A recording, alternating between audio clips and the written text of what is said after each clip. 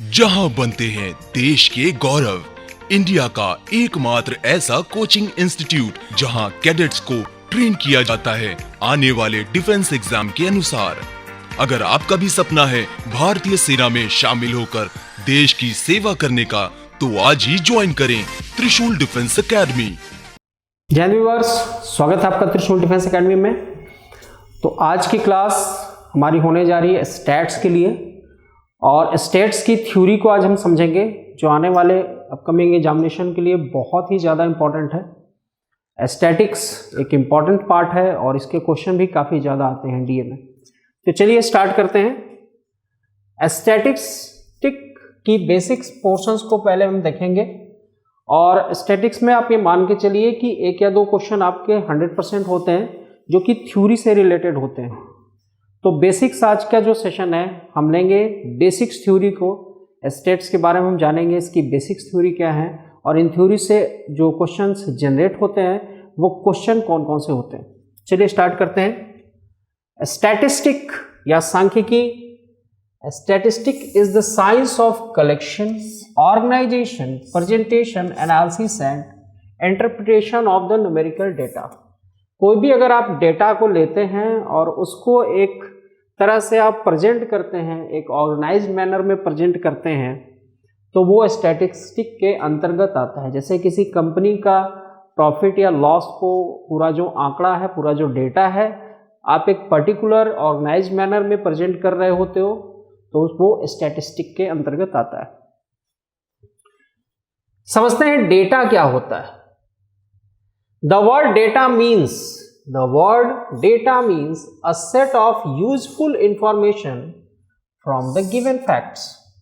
Data का मतलब होता है कि आपको एक यूजफुल इंफॉर्मेशन दी जा रही है किसी भी तथ्य की, किसी भी फैक्ट की।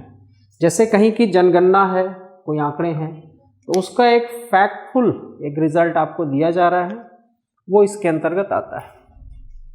Two types of the data. Data हमारे टू टाइप्स के होते हैं। पहले है प्राइमरी और दूसरे हैं सेकेंडरी डेटा। प्राइमरी और सेकेंडरी डेटा, तो चलिए समझते हैं हमारे प्राइमरी और सेकेंडरी डेटाज क्या हैं।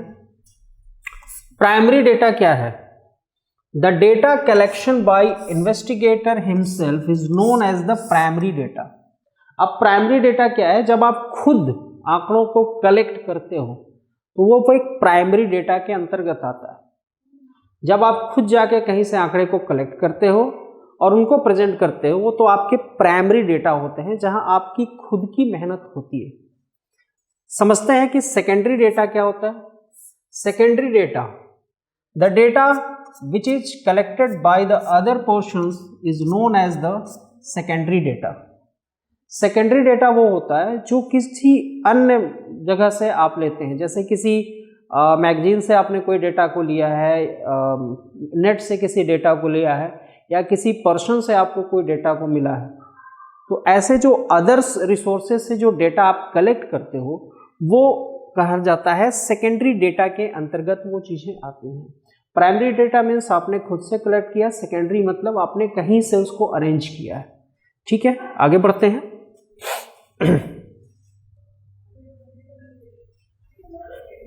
वेरिएबल और variate, characteristics that varies in magnitude from observation units, weight, height, income, age, etc. are variables.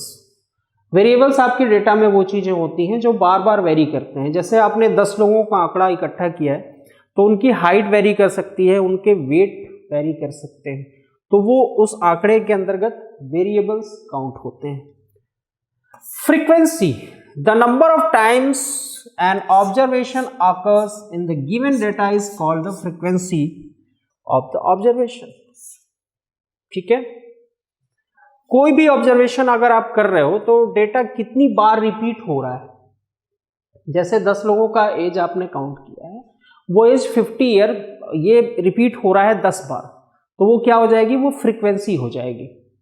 तो किसी भी डेटा के कलेक्शन में कोई भी चीज, चाहे वो हाइट हो या किसी भी चीज को आप कलेक्ट कर रहे हो, वो अगर बार बार रिपीट हो रही है तो कितनी बार वो रिपीट हो रही है, 2 बार, 4 बार, 10 बार, that is called the frequency. वो क्या कही जाती है? फ्रीक्वेंसी कही जाती है। आगे बढ़ते हैं, क्लासिफिकेशन ऑफ डेटा। ये यहां से आपका एक इंपॉर्टेंट पोर्शन शुरू होने जा रहा है कि डेटा की क्लासिफिकेशन हम कैसे करते हैं। तो सबसे पहले तो आता है ग्रुप्ड डेटा।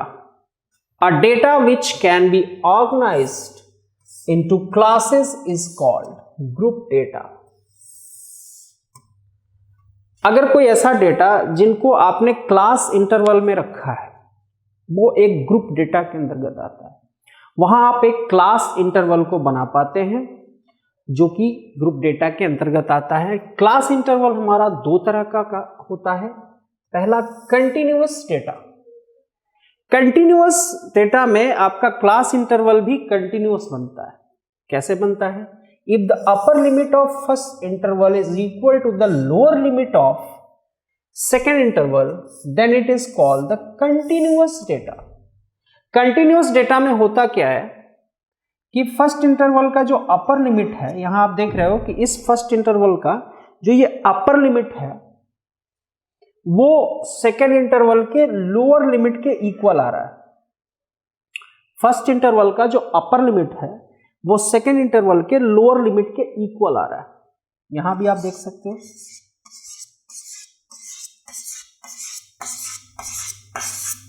ठीक है, तो ऐसे डेटा को हम कहते हैं कंटिन्यूअस डेटा। ऐसे डेटा को हम क्या कहते हैं? कंटिन्यूअस डेटा कहते हैं। ठीक है, आगे बढ़ते हैं, समझते हैं हमारा डिसकंटिन्यूअस डेटा क्या होता है। तो डिसकंटिन्यूअस डेटा होता है कि if the upper limit of the first interval is not equal to the lower limit of second interval. ठीक है, अगर फर्स्ट इंटरवल का जो अपर लिमिट है वो सेकेंड इंटरवल के लोअर लिमिट के इक्वल नहीं है। ठीक है, if the upper limit of first interval is not equal to the lower limit of second interval then it is called the discontinuous data. तो फिर ऐसे डेटा को आप क्या कहोगे? ऐसे डेटा को आप डिसकंटिन्यूअस डेटा कहोगे। डिसकंटिन्यूअस डेटा को यहां आप देख सकते हैं, समझ सकते हैं। ये फर्स्ट हमारा एक कॉलम है जिसमें हमने देखा कि upper limit of the first interval, हमारा फर्स्ट इंटरवल है, तो upper limit of the first interval is not equal to the lower limit of the second interval. यहां आप देख सकते हैं, वहां पे 9 है, यहां पे 10 है। फिर यहां कहीं भी अपर लिमिट और लोअर लिमिट इक्वल नहीं हो रहे हैं, तो ऐसे डेटा को क्या कहेंगे? ऐसे डेटा को कहेंगे डिसकंटिन्यूअस डेटा। ऐसे डेटा का नाम होता है डिसकंटिन्यूअस डेटा, इनको कहा जाता है। ठीक है, आगे बढ़ते हैं। इसके बाद आता है अनग्रुप्ड डेटा। अभी तक तो हम ग्रुप्ड डेटा को पढ़ रहे थे। अनग्रुप्ड डेटा क्या होता है? अनग्रुप्ड डेटा में a data which can not be organised into classes, it is just a list of numbers. कोई भी नंबर्स की एक लिस्ट आपको दे दी गई जिसको आप क्लास इंटरवल में नहीं रख सकते। अभी तक हमने ग्रुप डेटा को क्या किया था? ग्रुप डेटा को आप क्लास इंटरवल में रख पा रहे थे। क्लास इंटरवल दो तरह का हो रहा था, कंटिन्यूअस हो रहा था और डिसकंटिन्यूअस हो रहा था। बट जो अनग्रुप्ड डेटा होता है, जो अनग्रुप्ड डेटा होता है, उसको आप क्लास इंटरवल में नहीं रख सकते। वो एक नंबर का पूरा अगर मैंने आपको एक डेटा दे दिया है, एक डेटा का पूरा इंफॉर्मेशन दे दी है, तो वो पूरी इंफॉर्मेशन अगर रैंडम फॉर्म में है, सिर्फ डेटा फॉर्म में है, जिसका class interval is not possible to find, class interval आप बना ही नहीं सकते हो, that is called the ungrouped data. Okay, frequency distribution को देखते हैं। There are 2 types of the frequency distribution. Frequency distribution भी 2 तरह के होते हैं। चलिए समझते हैं कौन कौन से होते हैं।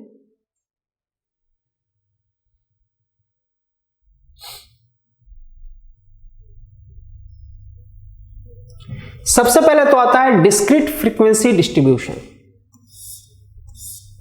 अब ये क्या होता है? अब frequency distribution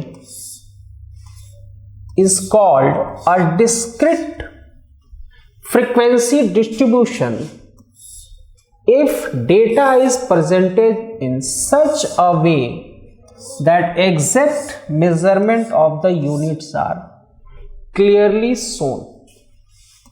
That's it. This is the discrete frequency distribution. ये कह रहा है कि जब आप frequency distribution is called the discrete frequency distribution if data is presented in such a manner, इस तरह से आपने डेटा को प्रेजेंट किया है that exact measurement of the unit are clearly shown. यहां आप देख रहे हो कि exact measurement clearly shown हो रहे हैं. जैसे कहीं पे एग्जाम हुआ और कुछ बच्चों के मार्किंग स्कीम यहाँ पे दिए हुए हैं, तो 40 नंबर एग्जैक्टली पाने वाले कितने स्टूडेंट हैं? ये हैं हमारे 8 स्टूडेंट. 70 एग्जैक्टली 6 हैं, 100 के लिए 2 हैं, 130 के लिए 9 है, 160 पे 1 है, 190 पे 10 है. तो यहां आप देख रहे हो कि एग्जैक्ट फिगर्स आपके पास हैं. जैसे अगर आपसे किसी ने पूछा कि 40 मार्क्स पाने वाले कितने स्टूडेंट हैं, तो आपने एग्जैक्ट फिगर बता दिया कि 40 मार्क्स पाने वाले 8 स्टूडेंट्स. तो इसको कहते हैं डिस्क्रीट फ्रीक्वेंसी डिस्ट्रीब्यूशन. ओके, आगे बढ़ते हैं. इसके बाद आता है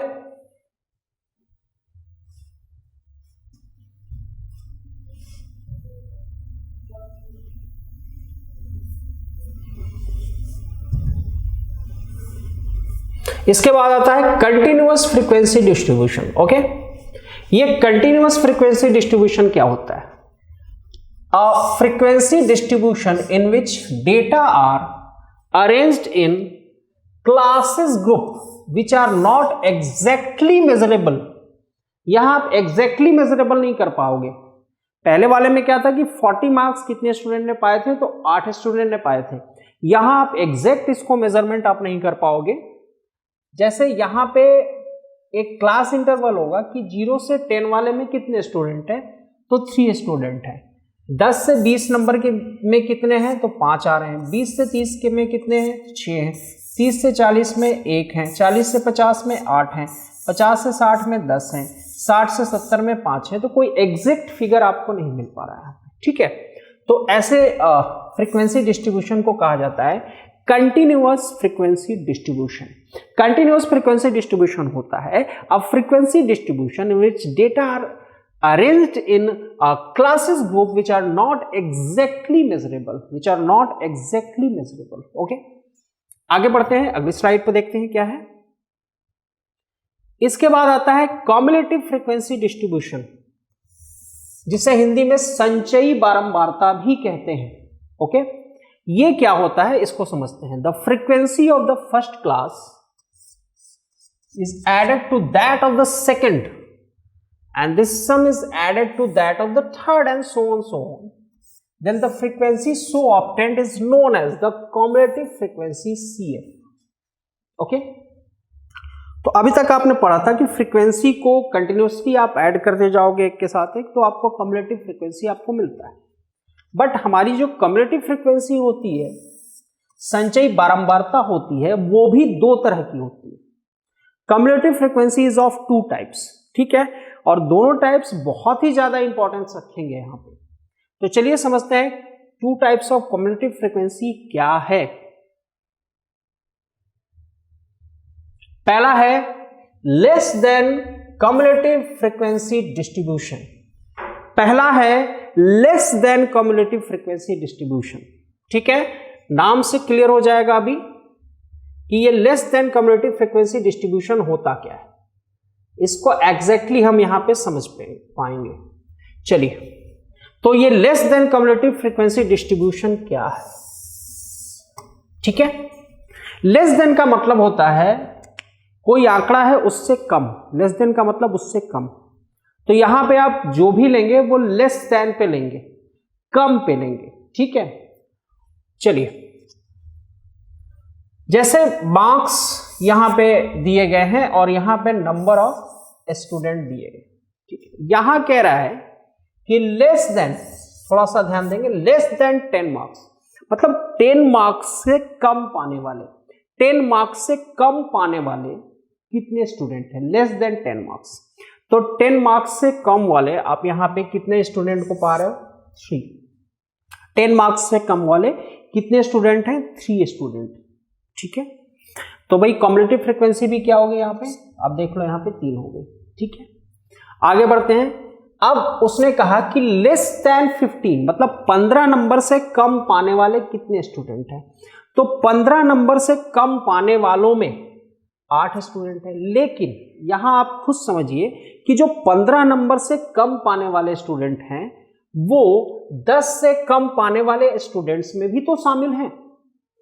अगर किसी स्टूडेंट का नंबर 15 से कम आ रहा है तो 100% वो 10 से भी तो कम होगा। अगर लेस देन 15 किसी का नंबर है तो वो नंबर 10 से भी तो कम पा रहा होगा। तो 15 से कम पाने वालों में 10 से कम पाने वाले भी इंक्लूडेड होंगे, शामिल होंगे। तो इसी वजह से जो हमारी कम्युलेटिव फ्रीक्वेंसी बनने वाली है यहाँ पे, ये इन दोनों को ऐड करके बनेगी।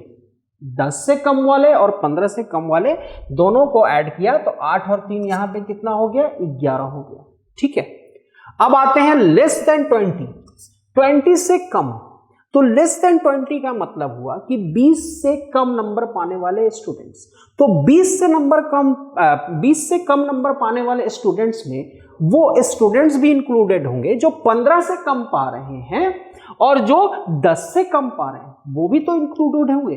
तो 20 से कम पाने वाले में अगर 9 स्टूडेंट्स हैं तो कम्युलेटिव फ्रीक्वेंसी लिखते समय हम उन सारे नंबर्स को लेंगे जो 20 से कम वाले हैं। कम्युलेटिव फ्रीक्वेंसी लिखते समय हम उन सारे आंकड़ों को लेंगे, सारे नंबर्स को लेंगे जो 20 से कम है। तो 20 से कम वाले टोटल कितने स्टूडेंट हो गए, 20 से कम वाले 8 3 11 ये 9 20 स्टूडेंट ऐसे हो गए। That is the cumulative frequency. फिर आता है लेस देन 25। चलिए लेस देन 25 4 है। लेस देन 25 में वो भी स्टूडेंट शामिल होंगे जो 20 से कम वाले होंगे, जो 15 से कम वाले होंगे, जो 10 से कम वाले होंगे, सारे के सारे स्टूडेंट शामिल हो जाएंगे। तो इसमें एक और चीज जुड़ जाएगी तो ये हो जाएगी 24। और फिर 30 से कम वाले में वो सारे के सारे इंक्लूडेड हो जाएंगे जो 30 से कम है। तो टोटल की टोटल फ्रीक्वेंसी जुट करके कितनी हो जाएगी, 28। This is the less than cumulative frequency distribution. I think कि ये चीज पूरी तरह से ये तस्वीर आपके सामने साफ हो गई होगी। आगे बढ़ते हैं, इसको कैसे बनाते हैं, कम्युलेटिव फ्रीक्वेंसी डिस्ट्रीब्यूशन को कैसे बनाते हैं। सबसे पहले एफ आप लिखोगे, फिर आप क्या लिखोगे बेटा, फिर आप सी एफ को लिखोगे। ठीक है, सबसे पहले एफ को लिखोगे, फिर आप किसको लिखोगे, सी एफ को लिखोगे। देखो कैसे बनता है ये। सबसे पहले ये एरो ऐसे जाना है, एरो ऐसे जाना है, फिर एरो इस पे आएगा। ठीक है, तो 3 के साथ 8 जुड़ेगा 11, 11 के साथ 9 जुड़ेगा 20, 20 के साथ 4 जुड़ेगा 24, 24 के साथ 4 जुड़ेगा 28। ठीक है, तो ये एरो ऐसे चलता है, इस तरह से हमारा एरो ऐसे ऐसे इस तरह से एरो चलता है और फाइनली 28 आएगा। और इसको भी ऐड करोगे तो इसके भी टोटल एडिशन में क्या आता है बेटा, 28 आता है। क्लियर है? तो मेरे ख्याल से less than cumulative frequency distribution completely आपकी क्लियर हो चुकी है। आगे बढ़ते हैं, more than cumulative frequency distribution. चलिए इसको समझते हैं कि हमारा ये more than cumulative frequency distribution क्या होता है। चलिए मोर देन में क्या होता है, मोर देन में आप ज्यादा लेते हो, मोर देन में क्या लेते हो, ज्यादा लेते हो। अब देखो क्या होता है, देखिए यहाँ पे more than cumulative frequency distribution में क्या चीज आती है। तो more than cumulative frequency distribution में जो चीज आती है, जैसे यहाँ पे मोर देन 5 मतलब ऐसे नंबर जो 5 से ज्यादा पाने वाले फ्रीक्वेंसी में तो 3 आपको दिख रहे हैं, लेकिन कम्युलेटिव फ्रीक्वेंसी ये कहता है कि 5 से ज्यादा पाने वाले टोटल कितने हैं, 5 से ज्यादा पाने वाले टोटल कितने हैं। तो 5 से ज्यादा पाने वाले टोटल इधर ही तो है। देखिए ये सारे के सारे स्टूडेंट जो हैं, 10 से 15 वाले भी 5 से ज्यादा पा रहे हैं, 15 से 20 वाले भी 5 से ज्यादा पा रहे हैं, 20 से 25 वाले भी 5 से ज्यादा पा रहे हैं और 25 से 30 वाले भी 5 से ज्यादा पा रहे हैं। तो 5 से ज्यादा पाने वालों की टोटल संख्या हम यहाँ पे जोड़ देंगे, तो टोटल संख्या यहाँ पे कम्युलेटिव फ्रीक्वेंसी में जाएगी। क्लियर है? मोर देन कह रहा है, यहाँ स्टेटमेंट को समझिए कि मोर देन 5 से ज्यादा नंबर पाने वालों की संख्या कितनी है। तो 5 से ज्यादा नंबर पाने वालों की संख्या ये सारी के सारे ही तो है, ये सारे के सारे ही तो 5 से ज्यादा नंबर पा रहे हैं। तो कम्युलेटिव फ्रीक्वेंसी की शुरुआत ही किससे होगी, 28 से। इन सबको जोड़ दिया मैंने, 28 हो गया। ठीक है, फिर आते हैं, फिर कहा उसने कि मोर देन 10, 10 से ज्यादा पाने वाले कितने? तो 10 से ज्यादा पाने वाले में तो ये आएंगे ना, 10 से ज्यादा पाने वाले में तो ये पूरे आ जाएंगे। 10 से ज्यादा पाने वाले तो इतनी ही तो आएंगे, तो 10 से ज्यादा पाने वाले में इनको जोड़ेंगे तो हम 25 आएगा। उसी तरह से 15 से ज्यादा पाने वाले, 15 से ज्यादा पाने वाले, तो 15 से ज्यादा पाने वाले तो यही 3 है ना, 15 से 20 वाले, 20 से 25 वाले, 25 से 30 वाले, 15 से ज्यादा पाने वाले, तो 15 से ज्यादा पाने वाले इनको जोड़ेंगे। ठीक है, आगे बढ़ते हैं। फिर हुआ कि 20 से ज्यादा पाने वाले, 20 से ज्यादा पाने वाले ये दोनों हैं, तो ये 8 हो गया। और 25 से ज्यादा पाने वाले केवल 4 हैं, तो ये 4 हो गया। तो मेरे ख्याल से मोर देन कम्युलेटिव फ्रीक्वेंसी आपको क्लियर हो गया होगा। अब इसको हम कैसे बनाते हैं, कैसे चलता है ये, ठीक है। तो ये इसका एरो ऐसे चलता है। पहले वाले में हमने क्या किया था, एरो ऐसे लेकर गए थे, फ्रीक्वेंसी से कम्युलेटिव फ्रीक्वेंसी की ओर लेकर गए थे। इसमें ठीक उल्टा होगा और आपको नीचे से चलना है। किससे चलना है? नीचे से। कम्युलेटिव फ्रीक्वेंसी से आपको फ्रीक्वेंसी की तरफ चलना है। तो ये एरो आपका ऐसे आएगा 4, ठीक है। फिर इस 4 के साथ 1 मिनट, ये एरो आपका ऐसे आना चाहिए।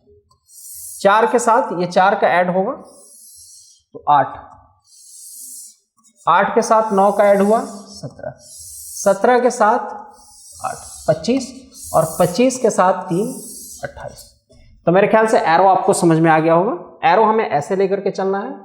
देखिएगा, फिर से मैं इसको कर देता हूं, फिर से इसको मैं दिखा देता हूं। आपको शुरुआत ऐसे ही करनी है। कम्युलेटिव फ्रीक्वेंसी अगर आपको लिखना है तो इस चार्ट को आप लोगे और यहां CF का कॉलम दे दोगे और कम्युलेटिव फ्रीक्वेंसी कैसे भरना शुरू करोगे, ठीक है। तो आपको सबसे पहले तो यहां से चलना है। सबसे छोटा लोअर आपको यहां पे लिखना है, ये वाला लोअर उठा के आप यहां पे लिख दीजिए, ठीक है। ये वाली चीज लोअर जो सबसे पहले है, सबसे पहले ये 4 आपको दिख रहा है यहां से 25-30 के बीच में, ये सबसे पहले यहां पे आएगा, ठीक है। फिर आप ऐसे एरो मिलाते जाओ इसके साथ, ठीक है। 4 4 8, आपने यहां पे 8 लिख दिया। 9 8 17, आपने यहां पे इस गैप में 17 को लिख दिया। 17 8 25, यहां पे आपने 25 को लिख दिया, और 25 3 28, यहां पे आपने 28 को लिख दिया। इस तरह से आपको लिखना होता है, ठीक है। चलिए, तो लेस देन और मोर देन, ये दोनों कम्युलेटिव फ्रीक्वेंसी हमारी अच्छे से क्लियर हो चुकी है। अब देखते हैं इसके आगे की स्लाइड्स क्या है। इसके बाद आता है रिलेटिव फ्रीक्वेंसी डिस्ट्रीब्यूशन। ये तुम्हें जब आप बनाएंगे पाई चार्ट, जो कि बहुत ही इंपॉर्टेंट पार्ट है, उसमें ये काफी हेल्पफुल होता है। तो रिलेटिव फ्रीक्वेंसी डिस्ट्रीब्यूशन को समझते हैं। यहाँ पे ये है क्या एक्चुअली।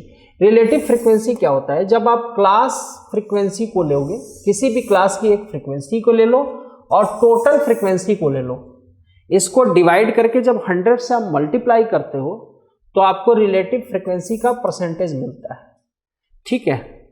जैसे कि इसके एग्जाम्पल को हम यहां से देख सकते हैं।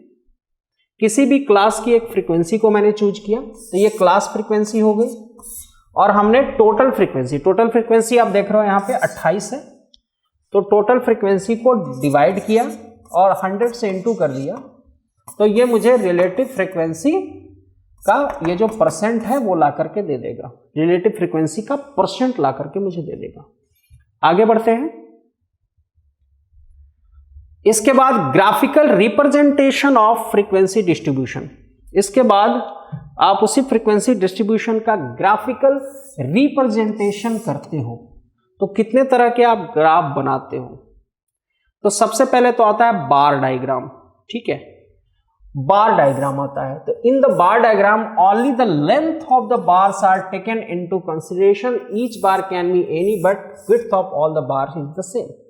बार डायग्राम में हम करते हैं कि हमारे पास एग्जैक्ट फिगर होते हैं, उसके बेस पे हम इस तरह के बार डायग्राम का निर्माण करते हैं, ठीक है। तो बार डायग्राम में आप देख रहे होंगे कि थोड़ा सा यहाँ पे गैप रहता है। क्योंकि ये एग्जैक्ट फिगर के लिए होता है, ये क्लास इंटरवल के लिए नहीं होता है, एग्जैक्ट फिगर के लिए होता है। इसीलिए आपको यहाँ पे बार ग्राफ में आपको गैप्स दिख रहे होंगे। आगे बढ़ते हैं। इसके बाद पाई डायग्राम होता है, ये सबसे इंपॉर्टेंट डायग्राम है और सबसे सटीक भी होता है पाई डायग्राम, और इससे क्वेश्चंस काफी ज्यादा अराइज होते हैं। पाई डायग्राम से अराइज होने वाले क्वेश्चंस की संख्या बहुत ही ज्यादा है। तो चलिए समझते हैं ये हमारा पाई डायग्राम होता क्या है। A pie diagram consist of a circle divided into as many sectors as the classes in a frequency distribution. Each part of the data marks as the certain center angle and the sum of all the angles sector is 360 degree. एक pie chart बनाने के लिए आप एक circle का draw करेंगे और वो सर्कल का जो सेंटर पे जो एंगल बनता है वो पूरा का पूरा 360 होता है। उसी के अकॉर्डिंग आप पाई चार्ट को बनाते हैं। सेंट्रल एंगल क्या होता है हमारा? Frequency upon total frequency into 360 degree के एंगल से हमारा ये बनता है। चलिए यहाँ पे कुछ आंकड़े मैंने लिए हैं किसी कंपनी किसी प्रोडक्शन का, यहाँ पे हमने लिया है। तो वीट का जो प्रोडक्शन है 380 है, यानी कि फ्रीक्वेंसी इसकी 380 जा रही है। तो 380 के लिए सेंट्रल एंगल हमारा क्या होगा? 380 अपॉन 720। फ्रीक्वेंसी को लिया और टोटल को ऐड कर दिया और 360 से मल्टीप्लाई कर दिया, तो हमारा ये जो सेंट्रल एंगल है वो 190 का हो जाएगा। उसी तरह राइस का जो प्रोडक्शन है उसके लिए हमने चेक किया उसी फार्मूले से, तो 60 डिग्री का सेंट्रल एंगल आ रहा है। और मैजे यानी मक्का के लिए वो जा रहा है 75 का, ठीक है। और अदर्स बाकी जो प्रोडक्शन है क्रॉप प्रोडक्शन, उनके लिए जो जा रहा है 35 का जा रहा है बाकी क्रॉप प्रोडक्शन के लिए। चलिए आगे बढ़ते हैं। अब इसी को जब हम पाई चार्ट में कन्वर्ट करेंगे तो सिर्फ हमें इस एंगल को देखना है। ये टोटल 360 का एंगल होगा। एक सर्कल को आप ड्रा करते हो और टोटल 360 के एंगल्स पे आप लेते हो, ठीक है। चलिए अब देखिए यहाँ पे हमने सबसे बड़ा प्रोडक्शन हमारा किसका आ रहा है? वीट का आ रहा है, क्योंकि सबसे बड़ा एंगल किसका यहाँ पे जा रहा है? वीट का जा रहा है। राइस का हमने 60 डिग्री निकाला था, तो 60 डिग्री यहाँ पे बना देंगे। 75 डिग्री हमने मैजे का लिया था, और अदर्स का प्रोडक्शन सबसे कम यहाँ पे दिख रहा है, तो 35। ये टोटल एंगल आप ऐड करोगे तो टोटल एंगल आपका ये 360 डिग्री हो जाएगा। तो इस तरह से आप पाई चार्ट बनाते हो। पाई चार्ट पे कई क्वेश्चंस भी आपको लगातार मिलेंगे, ठीक है। चलिए इसके बाद आता है हिस्टोग्राम। तो चूंकि टाइम हमारा ओवर हो रहा है, नेक्स्ट वीडियोज में मैं हिस्टोग्राम और इसके बाद के मीन, मीडियन और मोड की भी स्लाइड्स को लेकर के आऊंगा, जिसमें हर एक फ्रेम को मैं क्लियर करूंगा कि मीन, मीडियन और मोड क्या होता है, हमारा हिस्टोग्राम की स्लाइड्स क्या होती है, हिस्टोग्राम क्या होता है, और इसके बाद भी और भी चीजें आपके सामने आने वाली हैं। फ्रीक्वेंसी पॉलीगन आपके सामने आएगा, ठीक है। और ऑजाइव एक कर्व आता है, ऑजाइव, ये चीजें आएंगी, ठीक है। तो ये नेक्स्ट वीडियोस में मैं आपके लिए लेकर के आने वाला हूं। तब तक के लिए जय हिंद। जहां बनते हैं देश के गौरव, इंडिया का एकमात्र ऐसा कोचिंग इंस्टीट्यूट जहां कैडेट्स को ट्रेन किया जाता है आने वाले डिफेंस एग्जाम के अनुसार। अगर आपका भी सपना है भारतीय सेना में शामिल होकर देश की सेवा करने का, तो आज ही ज्वाइन करें त्रिशूल डिफेंस एकेडमी।